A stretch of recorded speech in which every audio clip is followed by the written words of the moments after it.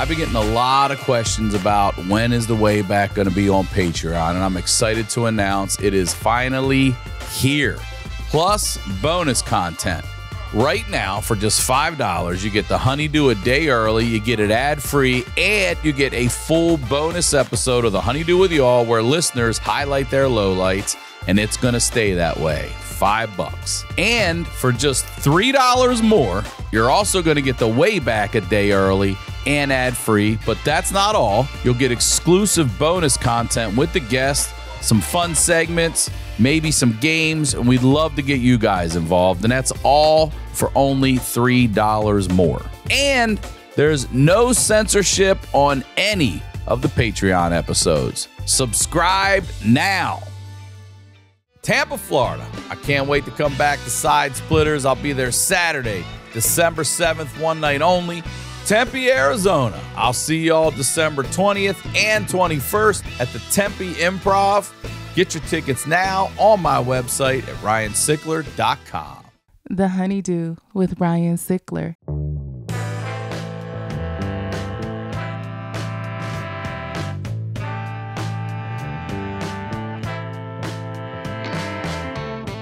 Welcome back to the HoneyDew, y'all. We're over here doing it in the Night Pants Studios. I'm Ryan Sickler, ryansickler.com, Ryan Sickler on all your social media. And I'm starting this episode like I start them all by saying thank you. Thank you for not only supporting this show, thank you for supporting anything that I do. I genuinely appreciate it. I love my life because of you. I love doing this job. So thank you for that.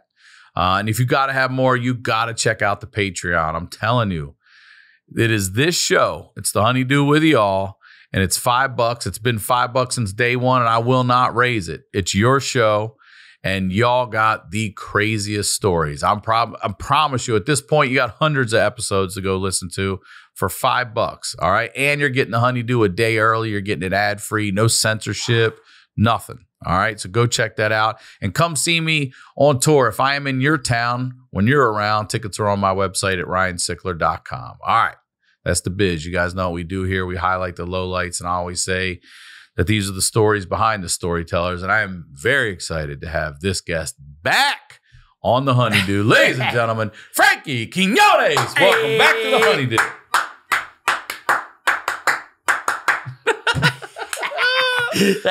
Dude, thank you for being here again. Good to be back, man. Before we get into your story, please promote everything you'd like.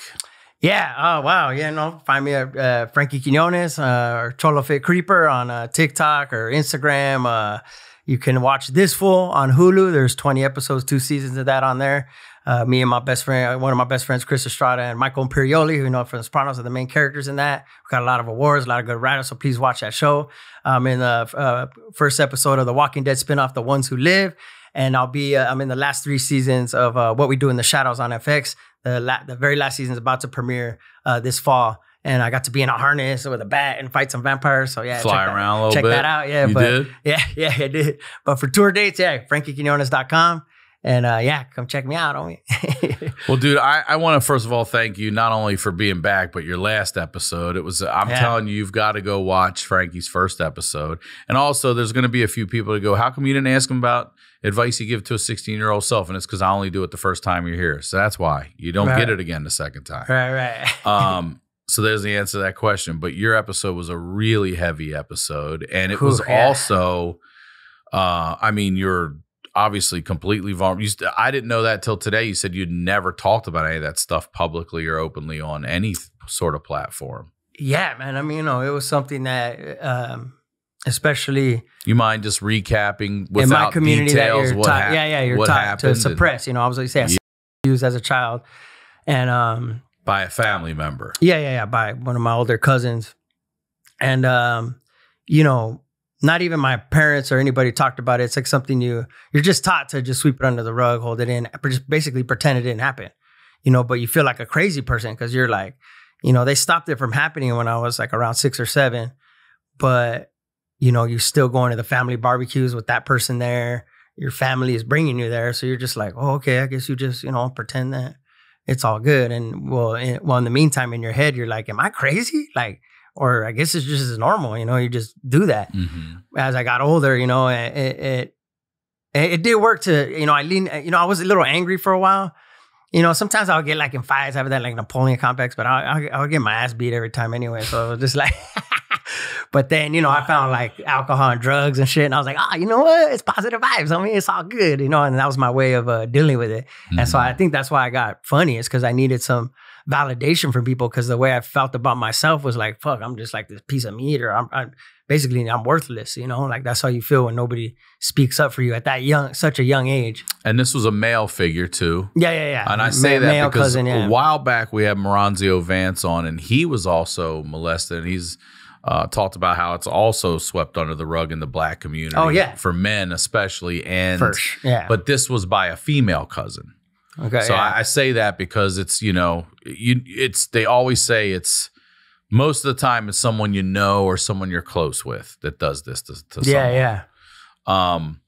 So then you texted me and said a lot of things sort of popped off after that. Oh my episode. God, homie. I mean, listen, only talk about what you're comfortable talking about. Yeah, no. And obviously it's a really deep thing, but you got me to open up, and it felt good, to be honest, and 3 days after I recorded that with you, I flew to Utah to a trauma processing center. You did? And I went in, homie, and there was this dude I met. I'm gonna send this to him. His name was Darren, and he's blind, can't see anything. He has implants on the side of his head so he could hear, so he could barely hear. He's blind. And he goes in the room. He brings me in a room. It's because the first 5 days I was there, this place is expensive, homie. I mean, it's like, now, is he a counselor or is he another patient? He's a counselor. Okay. Yeah.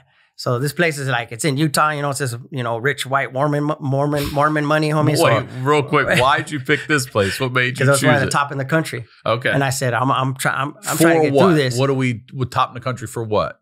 For just trauma in general? Or is it sexual? Addiction, any kind of addiction. Also, but mostly trauma processing. Okay. You know what I'm saying?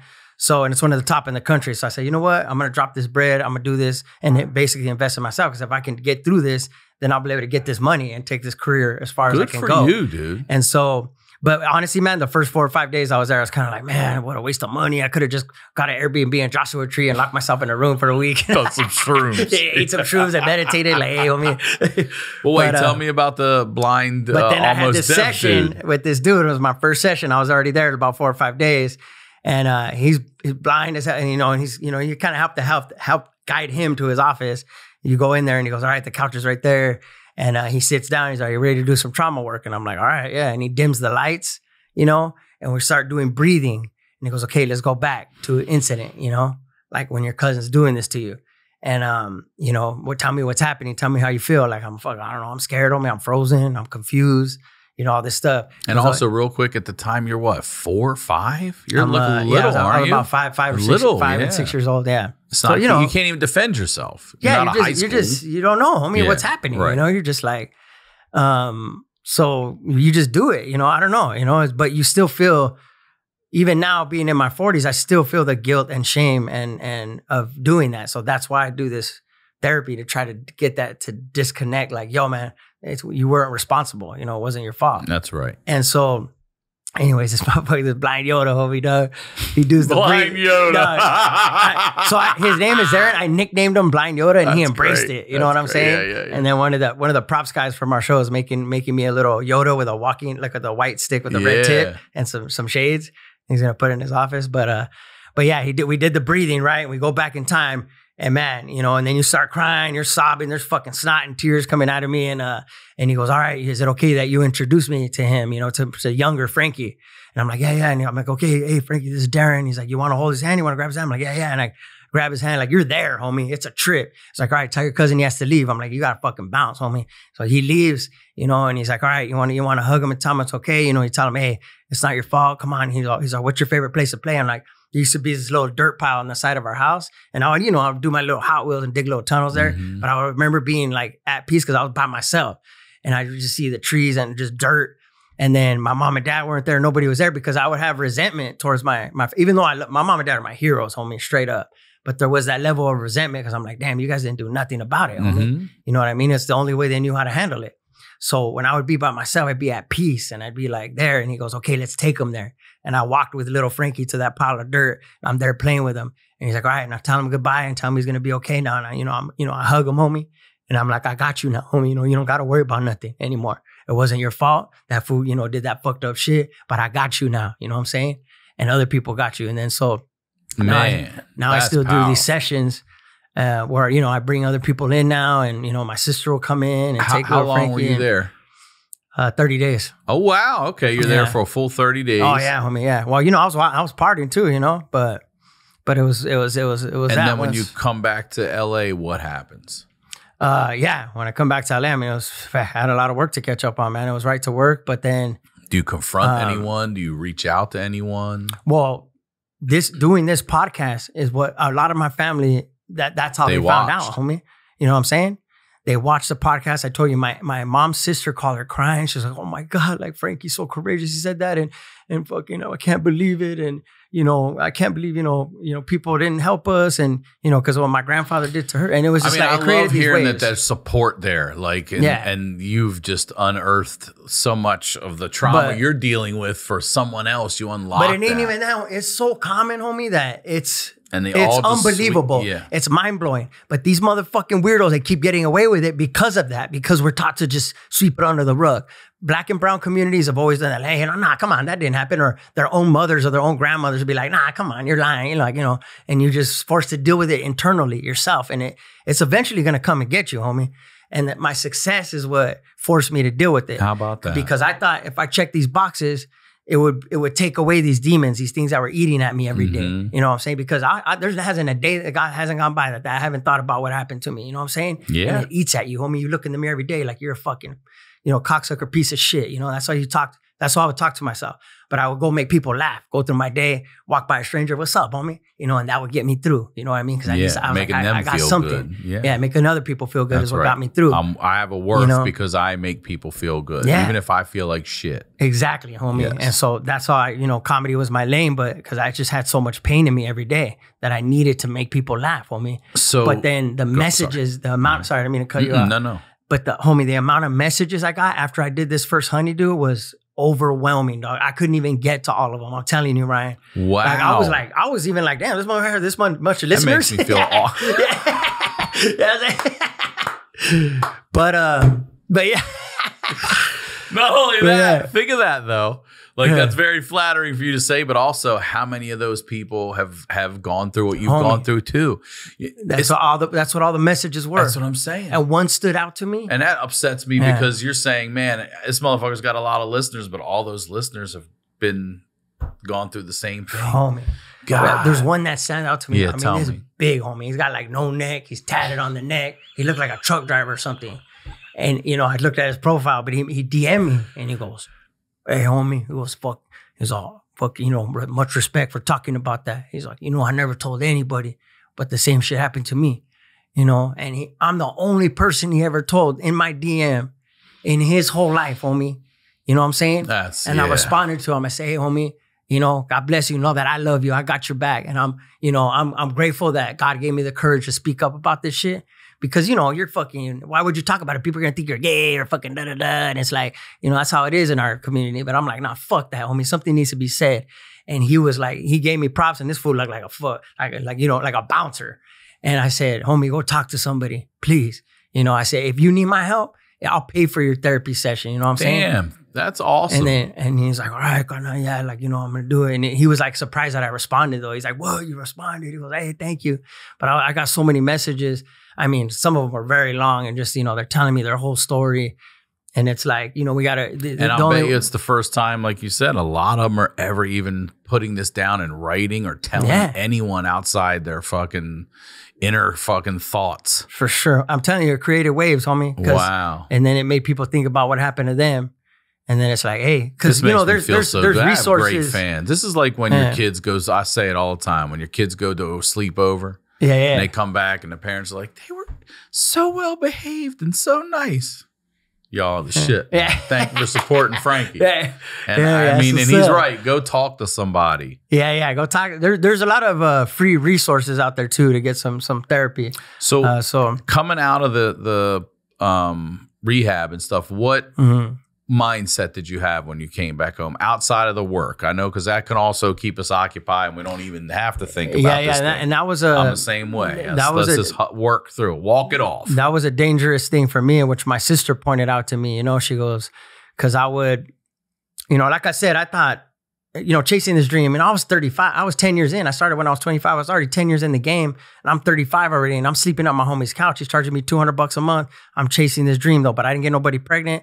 I just started worried about myself. But my family's worried about me. I'm like, hey, I'm a comedian. They're like, hey, get a job, but I'm like, but eventually when I was, 36, it popped out for me. And then, Cholo Fit went viral. Then me and the Dress Up Gang sold the show to TBS. It all happened within the same year. And then, I told you this story. I was delivering a sandwich on DoorDash or whatever. And that was my last delivery because I got the call while I was delivering that we had sold the show. Yeah. And so, I delivered that sandwich and go in the car and I'm crying. I called my mom. I said, we fucking did it, homie. You know what I mean? Because my mom's like my homie. She had me at a young age. And she's real hood, even though she knows how to put on her face. Like, I always make fun of her because she should work at a chiropractor office as a secretary, like in the hood though, And then she'd be like, she would always stash me under the desk, like, to just so how she got off work. So in between school or whatever.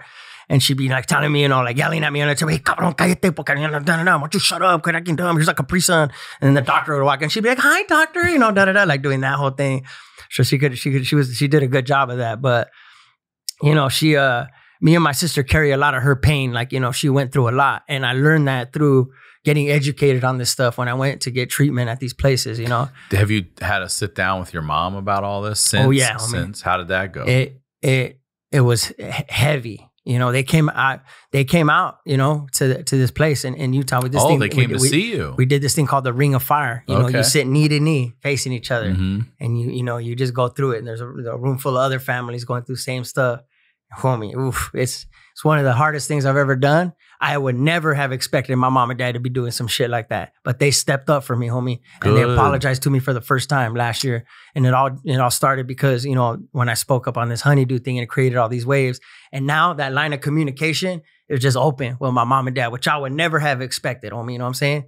Like my dad's fucking, he just holds everything in. We were, Kirsten and I were talking about, I think you said he used to get you up like 5 a.m. because you were like, you want to fucking be that? And you're going to get up and do it right. Oh, yeah, when I wanted to go to be a cholo, yeah. He's like, yep. He's like, all right, iron you want to wear dickies on me? You're going to crease those motherfuckers at 5 a.m. before I leave to work. Yeah.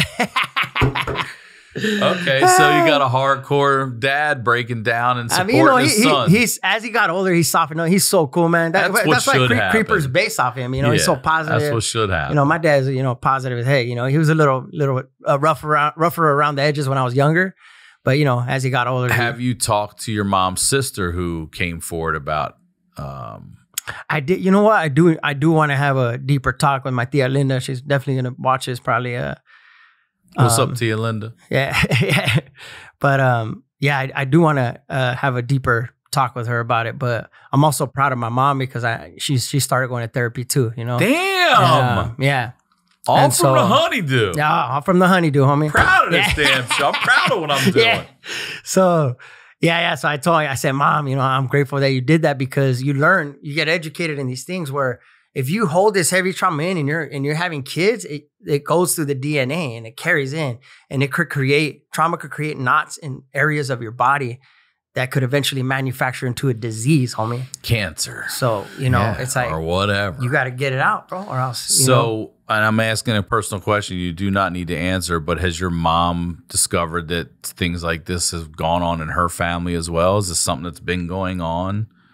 That's always been swept under the rug, or was this more? Yeah, it happened in her own home growing up, and she was the oldest of all her siblings, and she had a lot of siblings, and they started off in the projects, and she's, her military dad, he's from an Indian reservation, so he grew up, be getting his ass beat by his stepdad on an Indian reservation, so he couldn't wait to get out of there. He lied on his military application and said he was 18 when he was really still 16 or 17, but he spread that trauma to his own daughters and did what he did, and and people are like, oh, you shouldn't say that about it. I don't give a fuck on me. I'm saying this because otherwise that's why it's gonna keep happening. I hope that these fucking weirdos or so whatever get the message that like, hey, homie, like people are gonna start speaking up now. That's right. You know, your secret is not a secret anymore. Yeah, it ain't no secret. Like, oh, that I weird, tell my daughter that weird that uncle. shit Like, all just the keep your time. distance from him. I'm like, fuck that weird uncle. Nope. Get him the fuck out of there, We're homie. gonna call him out at Christmas in front of everybody. Exactly, homie.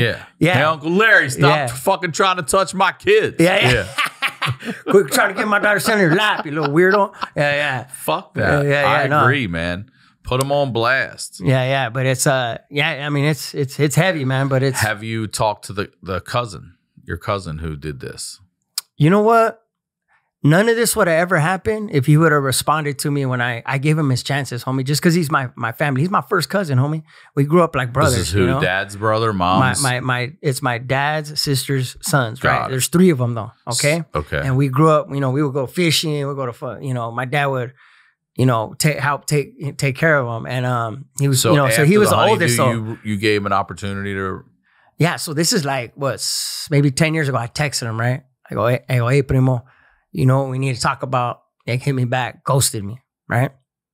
And then I see him at my grandpa's house, another barbecue. This is like, I go, hey, I'll take you to lunch, my treat. You know what we need to talk about? Like, let's take care of this, homie, you know?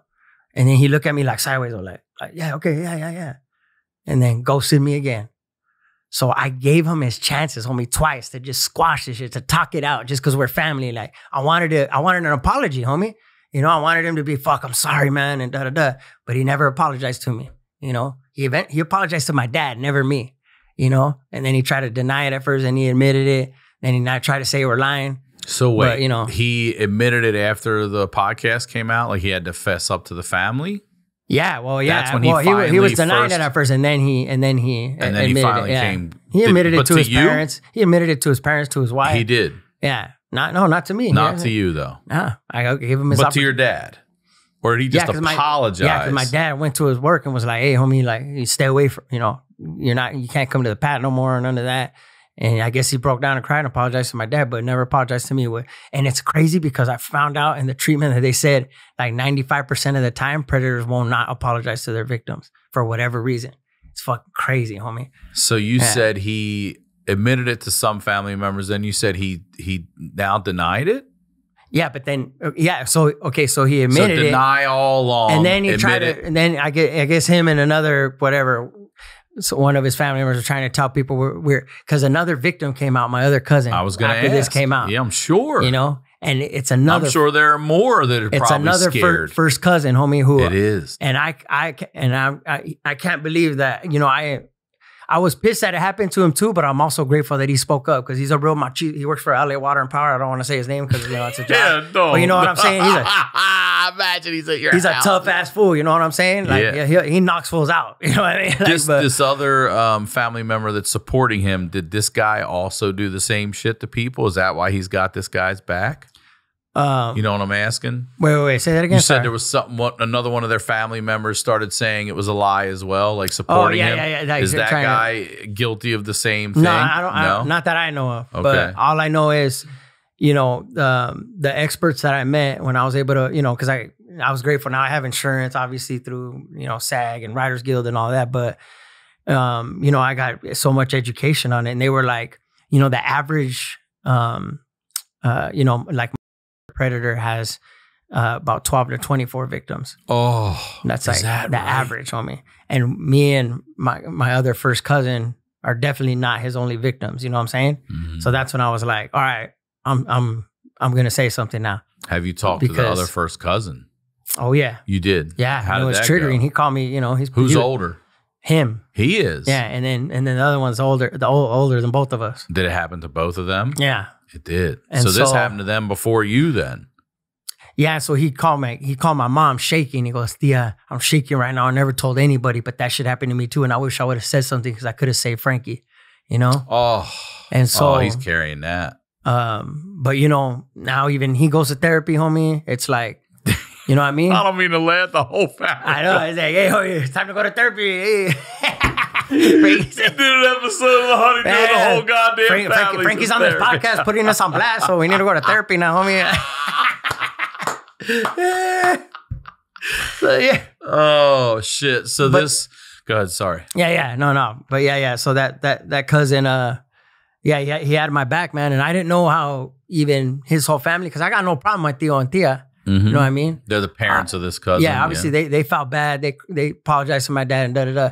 And I still got love for them. They were always cool to me. You know what I'm saying? And obviously something happened to him for me to do this, for him to do it to me. But his youngest brother is one of my closest cousins, right? And I didn't know how he was going to take it, but he took my side. He hasn't talked to his brother since last October. Okay. And, he's checking on me all the time because, he the things he had to go through to find out that that's the person his brother was. But did it happen to him as well? No. He said, he says it didn't, but, I don't know, man. People are going to. But you're right. It happened to him too, the abuser. So who's doing that? And is it someone else in the family that's holding that shit too? It could be, homie. I mean, he would fuck that same cousin that listen to do other fucked up shit to me. Like he would get a weed whacker and have me in the corner of the garage, like to my face, and I'd be like, oh, crying, and then he'd be like, all right, yeah, and I'm gonna go you, and like.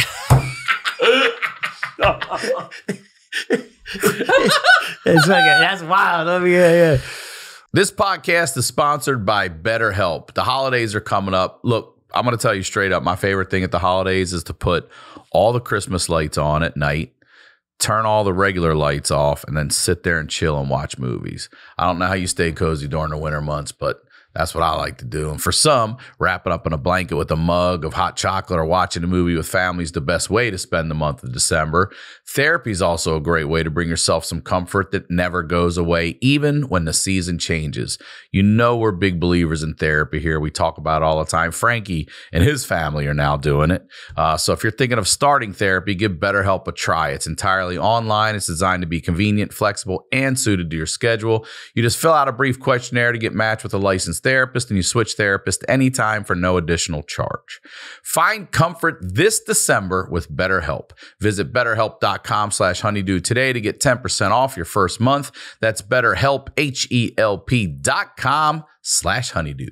This show is sponsored by Liquid IV. Whether you forget to take a sip of water during the office holiday party or you start feeling parched after a long day of traveling, keep Liquid IV on hand to stay hydrated through the holidays. With convenient packets of their hydration multiplier, you get 8 vitamins and nutrients, 3 times the electrolytes of the leading sports drink, and no artificial sweeteners.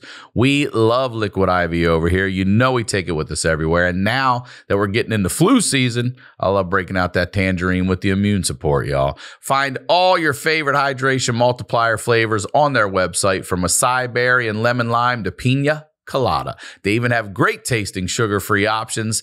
Tear, pour, live more. 1 stick plus 16 ounces of water hydrates better than water alone. Always non-GMO, vegan, gluten-free, dairy-free, and soy-free. Stay hydrated through the holidays with Liquid IV. Get 20% off your first order of Liquid IV when you go to liquidiv.com and use code HoneyDew at checkout. That's 20% off your first order when you shop Better Hydration today using promo code HoneyDew at liquidiv.com. Now, let's get back to the dew. But you know what? But like, honestly, like, I've had so much to be grateful for. Because, my mom and dad are still married, man. And, you seem like you have a good, close family. They came from supportive. They came from nothing, homie, the bottoms, and they worked their asses off. And we started out a 1-bedroom apartment in the valley, and then they worked their way up. You know what I'm saying? And then I witnessed that. I was honored to witness that, and their religion was like old school funk. And like, they would play rancheras and all that too, but like, diehard funk fans. Like, my sister's name is Tina Marie. Oh, like, yeah? Like, homie, they went to Rick James's funeral. They're like, yeah. And that's how they dealt with the shit, Just as fans, not because they knew him. Right? Yeah. Just as fans, homie. So, like, you know what I mean? That whole, like, wait, hey, positive who are you vibes named after then? How they got it. Who's the Frankie after? Oh, well, they say Frankie Beverly, but it was, okay. Maze? Yeah. Yeah, but really, I'm named after my grandpa. His name's Francisco, but he changed his name to Frank so he could get a job in America because he lived around that time. But my sister really is, named after Tina Marie. And my mom was so mad because Tina Marie died shortly after Rick James, and they didn't make like a big thing of it. So my mom was like writing letters to like the news guys, to Channel 5 News, like, hey, like, Tina Marie died. You guys are gonna say nothing about it, That's wild. But wild. You know what I'm saying? So that part of it too is like, as I got older too, and I realized how much pain my mom was living with, I could see like, oh, that this is a remedy, you know, like music and comedy, you know, even when they were struggling, homie, we would get our water turned off, we would get our lights turned off, but she had a boombox, homie, with double D batteries, and she would light a bunch of candles, and she put on some old school jams, you know, and I remember she put on, you know, some Maze or some, you know, Cameo, Confunction, you know, some old Smokey Robinson or something, and me and my sister would just be dancing with her, you know, in the living room. And we're thinking like, oh, we're having a little like candle party. But looking back on it, like, damn, like for a parent to like what was going through her head. And to make it fun and enjoyable. Like, gosh, damn, homie, I mean, that takes a special heart right there. It sure does. So it's like, you know, and you know, I've had a good life. So like, that's why I kept, it was another reason for me to suppress what happened to me. Cause I'm like, nah, man, come on. You got a lot to be grateful for, you know, like, you know, because we worked our way up, you know, and my mom and dad, we moved from a 1-bedroom apartment to a townhome to a cul-de-sac. Then I had rollerblades. I was like, hey, you know, like, you know. My mom would get jealous too of the life. Listen, this is what I love about where I come from too. That's it. That's making it right there. Yeah. Rollerblades in a cul-de-sac. Yeah. You know what I'm saying? Like, that's amazing. These other people worried about Lamborghinis and shit. I'm like, man, let's just live at the back of a cul-de-sac where we can play some. And my mom was jealous of my rollerblades, homie, you know, because I go, oh, you're having fun, huh? Your little rollerblades? Yeah.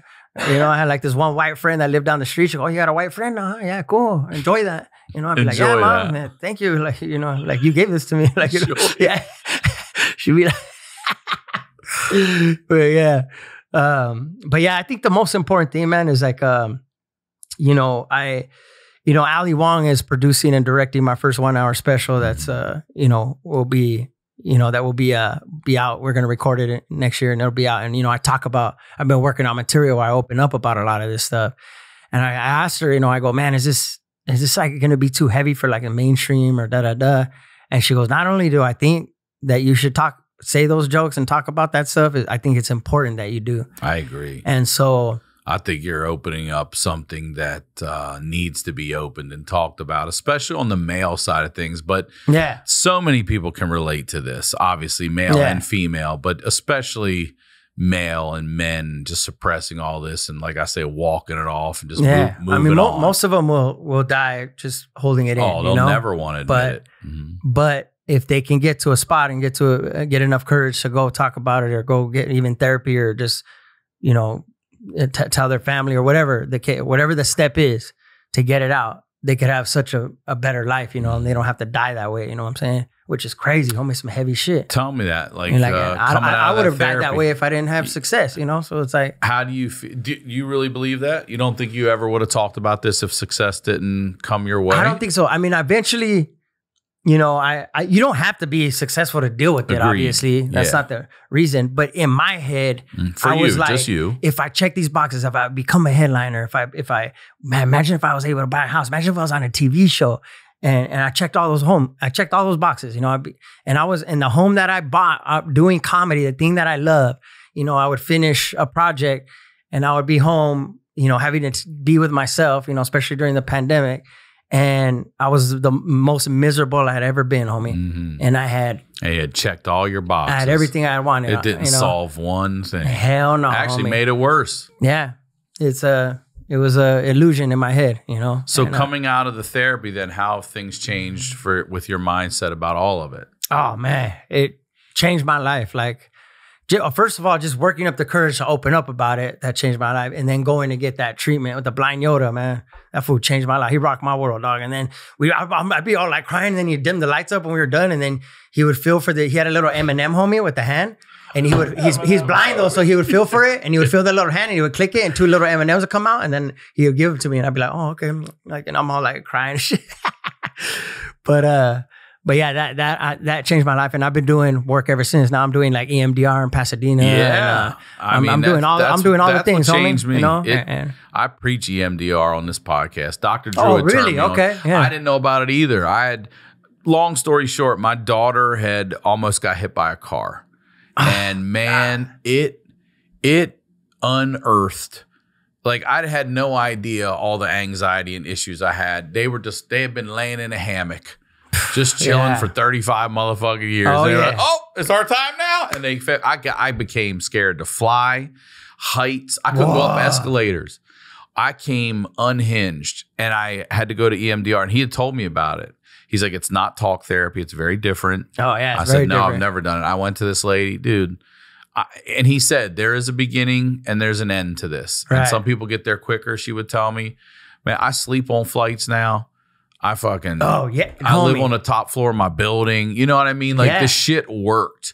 But you got to understand what is driving that. And it's all trauma, and it would be go back to that time where this is happening. And then they will talk to you about it, and you're either clicking the things in your hands or whatever, moving your eyes, and and at the end she would say, okay, these are the things you said, and here's what I heard a bunch, and you start to see this common thread that you don't even realize, and you're like, so think about this and this, and you're like, shit, and then what happens next, and you're like, this and this and this and this. It's because that's our trauma response. Is to just keep moving forward. Keep fucking going. Just keep it moving, homie. Mm-hmm. Man, I gotta be honest. Like when I first went to the MDR and he pulled out the little lights, I kind of rolled my eyes. I was like, "Oh, who's gonna give me a light show or what? Like, are we at the rave right now?" Like, you know. But then, like 5 minutes later, I'm like, "Oh, you know." Yeah, but the little hand, the little hand buzzers were for me, you know. And he was like, it's to get to the left and the right brain to talk to each other. He's like, your right side's holding your trauma. He's like, and your left side is the language. And you feel like you still feel the guilt and shame because you feel like it just happened yesterday, which is how I feel. That I was on my knees doing all that bullshit or whatever he was doing to me. But if you get the left side to talk to it, it explains to the trauma, like, yo, it wasn't your fault. And it was a long time ago. Like, you're good now. You're protected now, you know, and it's all that stuff. And so it's interesting that they figured that out, homie. But like, yeah, I was numbing it all out with drugs, you know. And you know, cocaine was never really my thing. I would dabble in it here and there, you know. We're comedians. I mean, it'd be at the comedy club. Hey, you want a bump? Sure. It would never like get me. During the pandemic, when I was forced to like be with myself, I needed to numb it out. And so, yeah, and that was your drug of choice. Crazy, homie. I was fucking walking around the pad like a little gremlin, all sweaty. Just, no, should I do another line? I said, that's about a half an hour, so another half an hour I could do it. You know, like, hey, homie, I fucking, I turned into a lab rat. You know what I'm saying? God, it was terrible, homie. And and that was never even my drug of choice. You were detoxing as well at this facility? Or so you're doing a double duty on the trauma and the detox? Like, I was already kind of cleaning up because I was with you like 3 days before I left over there. Mm-hmm. But I was already kind of cleaning it up. Did you know you were going when we did the podcast? Yeah. You did, okay. Yeah, I knew. I already knew I was going. Yeah. Okay. And so... And my cousin had a show. I remember I had a show at the Comedy Store, and then I was opening for Ali Wong and the Long Beach, whatever that theater is down there. Yeah, the convention. And my cousin Ruben was with me. He had me like in a headlock, you know, to make sure I didn't go nowhere, homie. And then he took me to the airport in the morning. Boom. And then they had the representative there pick me up in Utah, you know, and that was it, homie. And so, yeah. And ever since then, I've been doing work on myself every day, you know. I've always prayed, but now I like pray a different way. Because now I've processed this stuff, you know, and I'm just like, I get on my knees every morning, you know, I thank God, you know, I'm grateful to be alive because, you know, I got close to death, man. And, you know, I wanted to die, you know, and it sounds weak and all that bullshit.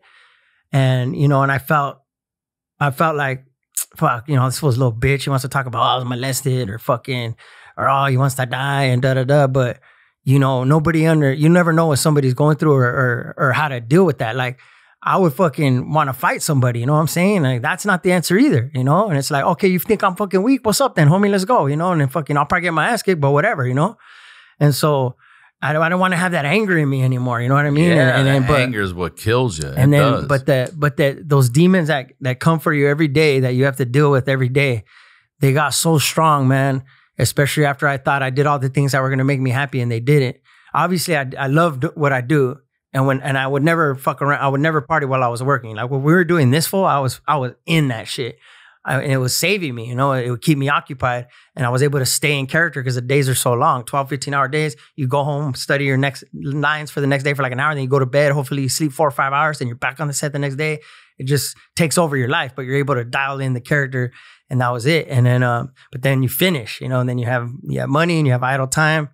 And so, yeah, man, I just started doing a bunch of drugs, and then I just, you know, and I kept thinking about the pain and, you know, and the worthlessness you feel.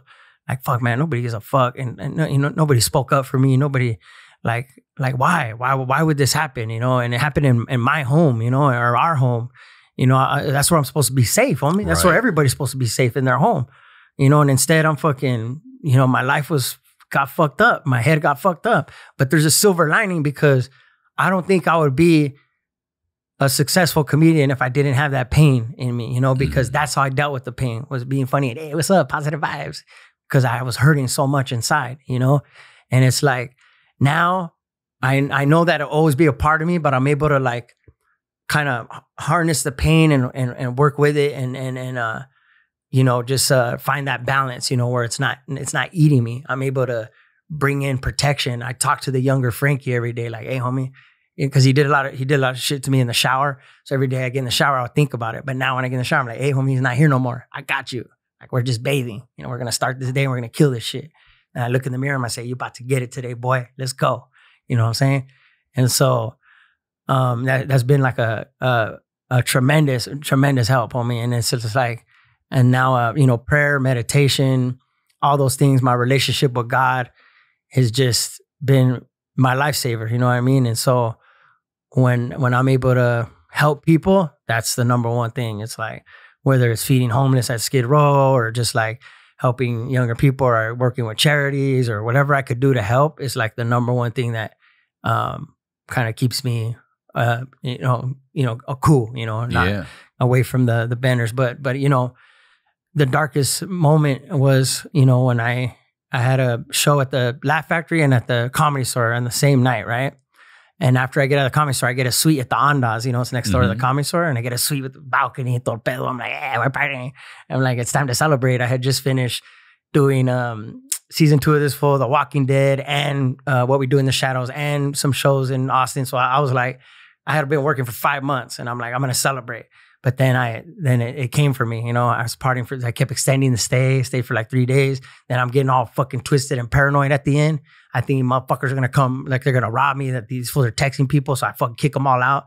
You know, I was like nice about it though. I'm like, hey, you guys gotta jam in a little bit, okay? Because hey, and then they end up leaving, and then I party for like a whole nother day. Then I take by yourself. Yeah, and then I take like a few Xanax bars, watch Get You Down with a bottle of Crown Royal. My head's up against the headboard like Jesus Christ. Like this, and I'm like I can't move, homie, because I'm start saying my goodbyes, and I'm sorry apologizing to my sister. I thank God for my time on earth. This is what you're doing out loud. Out loud, I'm saying this. I'm sorry, you know, and thank you, God, for my time.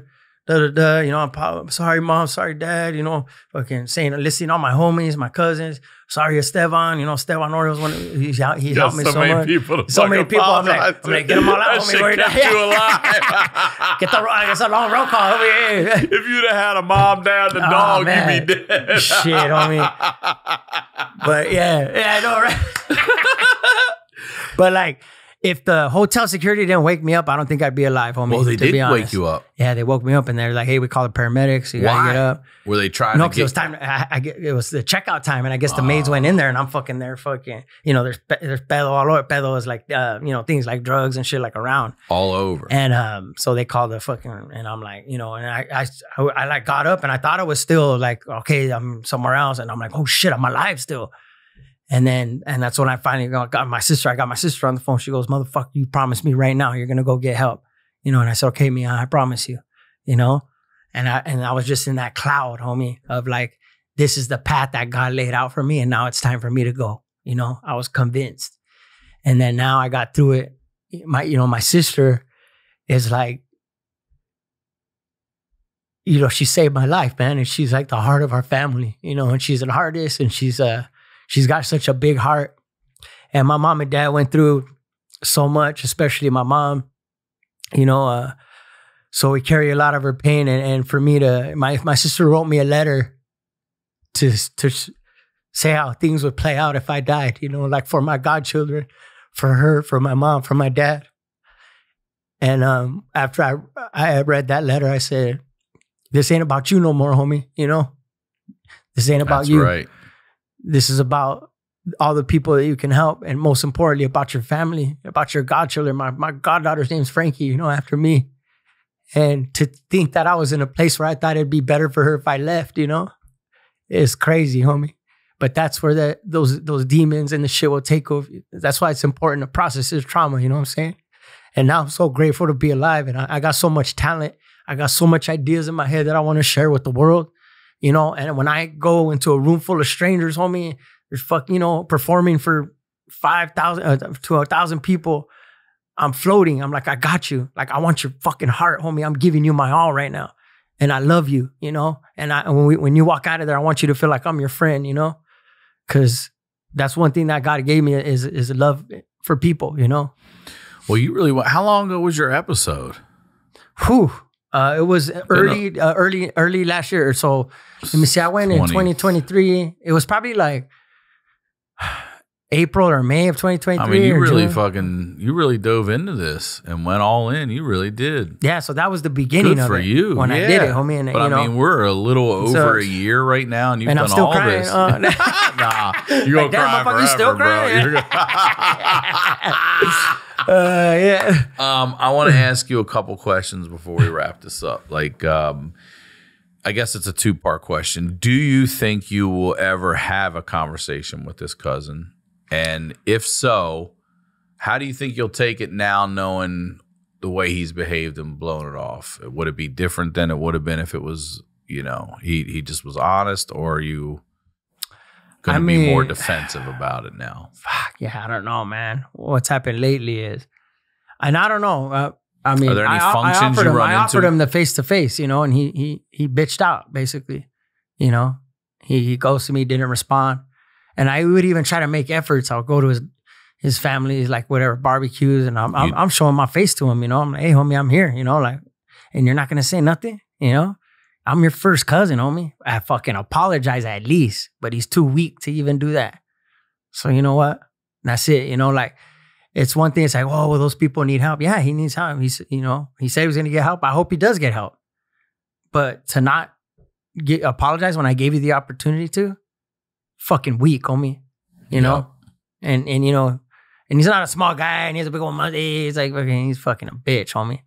But the thing too is like, I don't know this. I'm asking because I'm ignorant to this, but like, I feel like that's a behavior that doesn't just stop.